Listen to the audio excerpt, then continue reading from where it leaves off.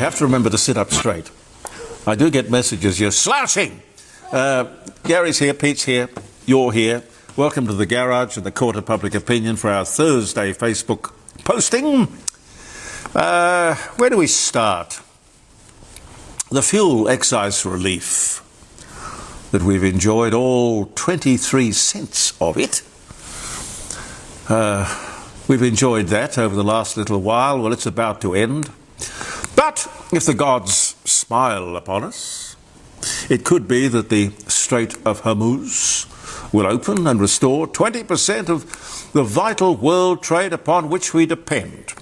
Now, 20%, I know, sounds like a lot. But you have to keep in mind that we still have 80% of global trade unaffected by the war in Iran. But that's how it works. There's nothing rational about fear. Fear feeds on fear, which leads to more fear, which leads to panic and panic buying. Oh yes, panic buying. Look, while we're on the subject, what gives the government the right to place an excise on anything? They'll tax anything that's important, popular, vital to day life, things that we can't avoid buying, fuel, alcohol, cigarettes maybe, for no other reason other than they can. And all that money just gets swallowed up in the overall tax mix, which is clearly reaching the point, as I said to you last week with the Laffer curve comments I made, where people will no longer accept it. It's not only tax, it's also what the government does with the money. That's important to take on board as well. Friday was a fascinating day. Wonderful theatre. Sort of unfolded really well, no, because it turned out Australian time to be later in the day, perhaps the early evening. Wonderful theatre with that SpaceX IPO, initial public offering, which produced the world's first paper trillionaire. Well, on paper. It sounds good. The whole thing's amazing. Socio-economic. It would make a wonderful socio-economic study. Greed. Get rich quick. A gold rush. It reminds me a bit of the Poseidon share float here in Australia. You remember? Nickel was the thing. It was the time of the nickel boom in Western Australia. We didn't know why nickel was important. Then there was another one. Tasmanex. Do you remember Tasmanex? People just had to buy shares in Poseidon and Tasmanex or you just weren't in the club. People who'd never bought shares in their lives. It was kind of like collective madness, in a way. Irrational enthusiasm. Helped along by the media, I suppose. But it swept the country then, and with SpaceX Friday. That swept the world. The fear of missing out. But if you look at SpaceX, the prospectus, in the cold, hard light of day, for legal reasons, they have to be completely honest and upfront. And if you look at that prospectus, it states that SpaceX has lost $42 billion. Well, not much if you say it quickly, I suppose. Maybe Elon Musk can afford that. Anyway, he has to tell the investors that so far the company has lost $42 billion, and it also says in there that there is little hope that they will ever see that money again. It's there in black and white. It also says, quite interestingly, that the company, now listen to this, may never ever make any money at all. Now, you can't get more upfront than that. Hardly something that would cause a stampede of investors. Well, maybe to the door. Maybe people just get swept up, caught up with the whole hysteria and don't bother to read the prospectus. Why let the facts get in the way? A surge of financial enthusiasm takes over. That's what we saw on Friday. It could be, like I said, it could be just like the tulip craze in the 1700s, where people worldwide believed that tulips from Amsterdam, not the tulips, the flowers, the bulbs, the tulip bulb was the most valuable thing, more valuable than gold. Now, why would anyone think that? But people did. If you get enough people believing something, the sheer weight of numbers can make it happen. It's probably the same thing that we see with climate change. A crisis where there isn't one. But you get enough people saying it, people will believe it. The world caught up in climate change and global warming when scientifically there is not one scrap, not one shred of evidence that says CO2 in the atmosphere leads to climate change or global warming. But that irrational belief has spread around the globe, and people are spending millions and making billions, all on the back of something that is illogical. If you can get enough people to accept something, even if it's totally wrong, dangerous, or illogical, people will get swept up, almost as if it's a craze, a fashion, a religion, or maybe, dare I say, a political movement. We're a funny lot. The herd instinct. We saw that happen in the 1930s in Europe with Hitler. People just get caught up in the hoopla. We live in interesting times, ladies and gentlemen. Our sponsors here in the garage, and of course around the dining room table tomorrow, the Court of Public Opinion, jeremycordeaux.com, Rossdale Homes, a fine South Australian family-owned company famous for their fixed price contract. It's a good deal, no nasty surprises. Whether you're a first home builder or a seasoned property developer, you'll like their slogan. It's been there for years, when trust is a must. And remember, with that fixed price contract, only you can change the price. For peace of mind and great quality, rossdalehomes.com.au. Check it out. Have a look. Now, you might be about to build a house, but you might have kids or grandkids that are thinking about it. The more options you have and the more people you look at, the better. Make sure Rossdale is one of them. Now, with peace about to break out, we're told, we hope, in the Middle East, tomorrow we will have a lot of interesting things to talk to Dr. John Bruni about round the table. He'll be with us about 9:30 as we go live around the world. jeremycordeaux.com. You can join us. Say what you like. No rules. It's the Wild West. No dump button. No delays. Nothing like that. 0491 65 68 60. But I trust you not to ring up and drop nasty words. KPMG, of course, works fairly closely with the government. Now, by that, I mean the government spends a great deal of money on consultants, of whom KPMG is way up there. They have come out with a survey which says that the Australian population, the general public, is unhappy. Well, I don't know who commissioned that survey, but it basically asked, do you feel worse off than you did 10 years ago? I can't believe that you would need a survey to know what people would say to that question. If the government commissioned that survey, the results are quite embarrassing, because they have been in charge for most of that time. And as our optimism and confidence has been stripped away, all this will do is measure how much damage they have done. I would much rather like to hear what they're going to do to remedy the problem. Mecca, I suggest. Make electricity cheap again. Make electricity cheap again. That's Mecca.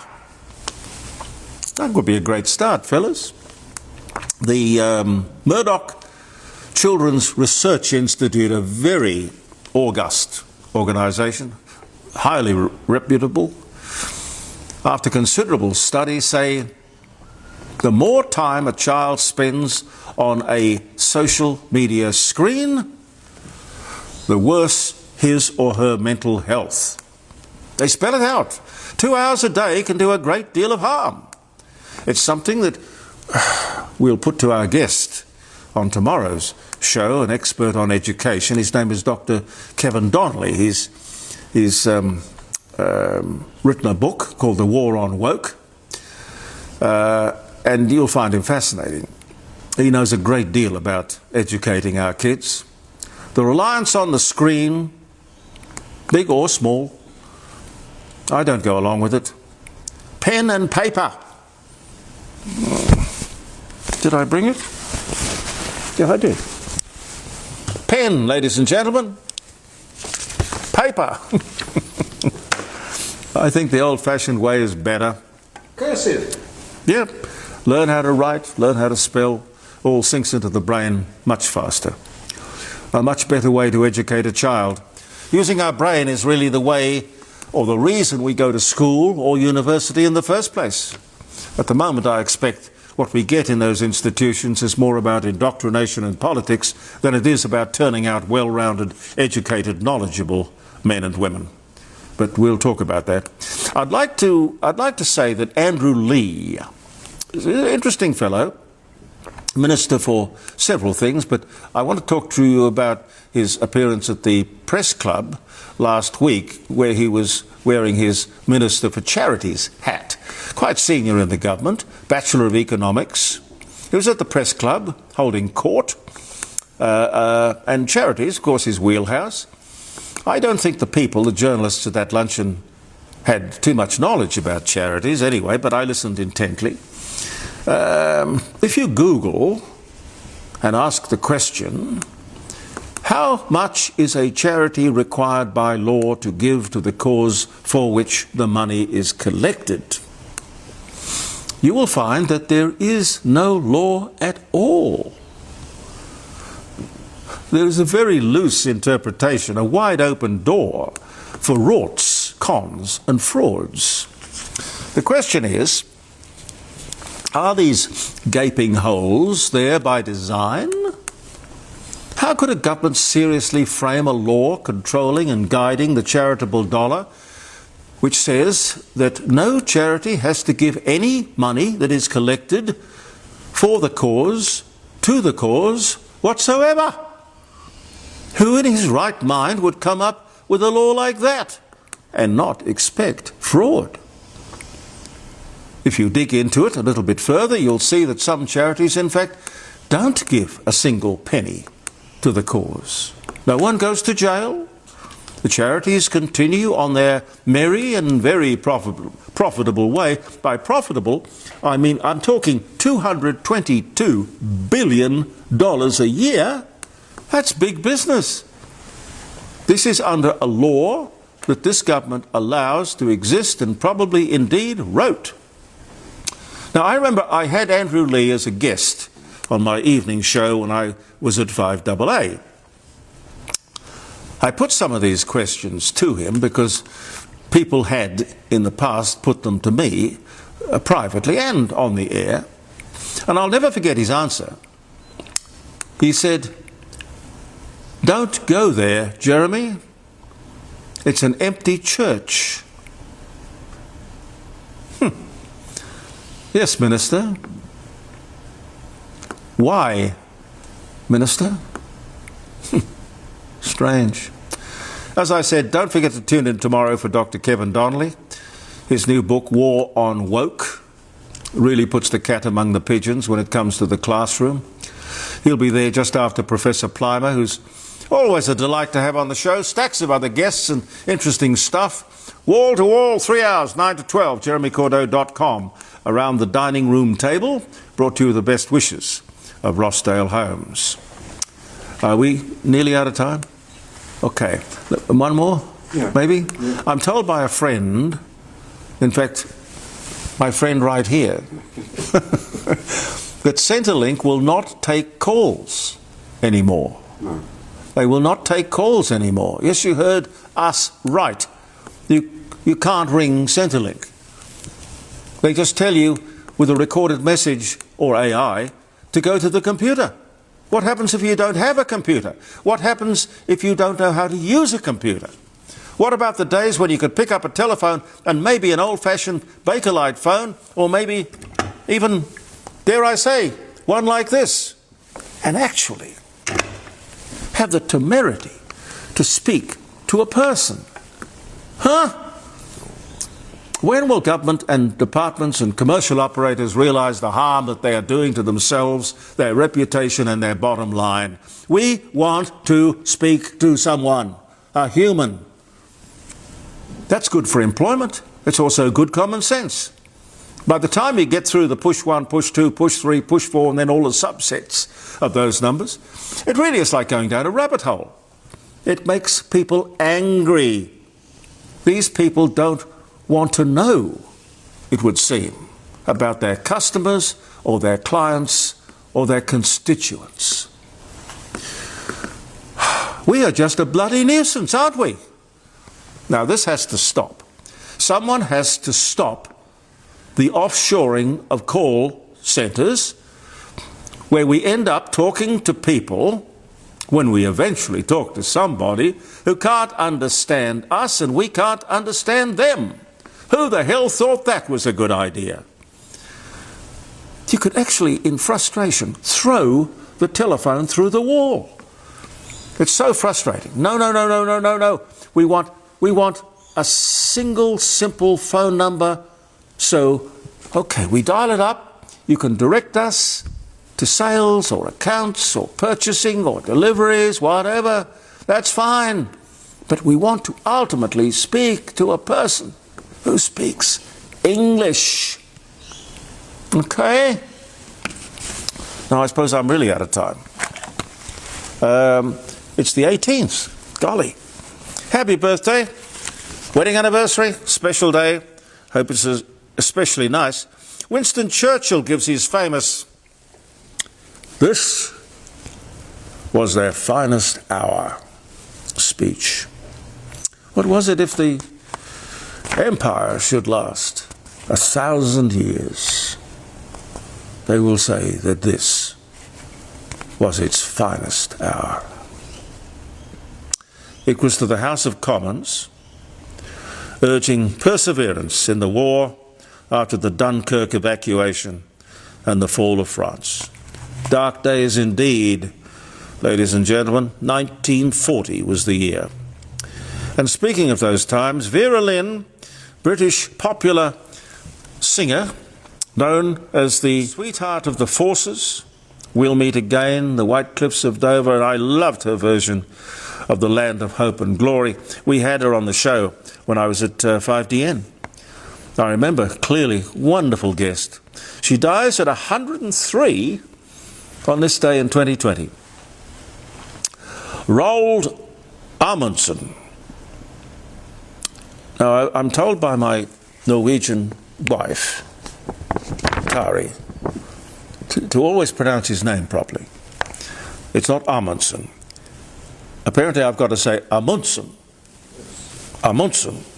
Norwegian polar explorer who led the first exploration of the South Pole, dies in a plane crash while flying on a rescue mission in the Arctic at the age of 55. The date of his disappearance, 1928, this day. American aviator Amelia Earhart becomes the first woman to fly across the Atlantic Ocean as a passenger, landing at Buryport, Wales, on this day in 1928. 5 monks at Canterbury report something exploding on the moon shortly after sunset. Really? Really? I know there's a London bus on the moon that people just don't want to talk about. I know that because I saw it as a front page story on the National Enquirer. That's perfectly believable. I totally believe. You'd believe everything you read in the National Enquirer, wouldn't you? Indeed you would. I think you would. George Mallory, English mountain climber, famous for saying, when asked, "Why do you do this?" he said, because they're there. He was born on this day in 1886, and he died, doesn't tell me whether it was climbing a mountain or not, but he died 1924. New Zealand halts millions of dollars in funding to the Cook Islands after the Cook Islands make deals with the Chinese involving infrastructure, tourism and technology. 2025. I don't know where that is today. The Cook Islands was a famous tax haven for a while. Don't know if it still is. The Crown of Ireland Act 1542, passed by the Parliament of Ireland, gives English King Henry VIII the title of King of Ireland on this day in 1542, like he needed another title. Yeah. If the red light comes on, Pete, you will wave. Okay. Paul McCartney, British rock singer, songwriter, piano player, and bassist. He played guitar, didn't he? Yeah, left-handed bass guitar. Oh, bass guitar. Okay. All right. The Beatles, Yesterday, I Will, Wings, Sally. Oh, silly love songs. Born Liverpool, England, this day in 1942. The Battle of Waterloo, Napoleon Bonaparte and the French are defeated by the British forces under the Duke of Wellington and Persian troops, who get a mention in dispatches. 1815 was the year. Memorial service for Elizabeth Montgomery is held at the Cannon Theatre in Beverly Hills on this day in 1995. English Quaker William Penn founds Philadelphia in Pennsylvania. That was this day in 1682. But there were all sorts of other things. There was Penn State University and Penn Station, Pennsylvania. Famous name. Same day, 1778, British redcoats evacuate Philadelphia, Pennsylvania, and they head for New York, where I do believe they tried to burn down the White House. American photographer Thomas Martin Eastley takes the earliest known photograph of lightning on this day in 1847. That, in a trivia night, would win you the prize. And Gene Roddenberry survives a plane crash in the Syrian desert while working for Pan American World Airways. 1947, went on to, what did he write? Was it Star Trek? I'm not up with that one. No. Got the there feet like that. Star Trek? I do know where he's buried. Where? Up there. They took his ashes up to space. Oh, okay. And it's up there somewhere. I think it was Star Trek. I think we will leave it there. Look, thank you very much for being with us. And I hope you find a moment tomorrow to be with us. All you've got to do is to go to your search engine or Safari or whatever and punch in I am told this is good advice or authoritative advice, jeremycordeaux.com, and you will have us right there. Hit subscribe. And hit subscribe. 9 to 12, 3 hours, guests, fun, a lot of misbehaving. But that's all right. It's only one day a week to misbehave. We couldn't enjoy it. Thank you for being with us. Believe in yourself. I'm Jeremy Cordeaux. And thank you for viewing the Court of Public Opinion.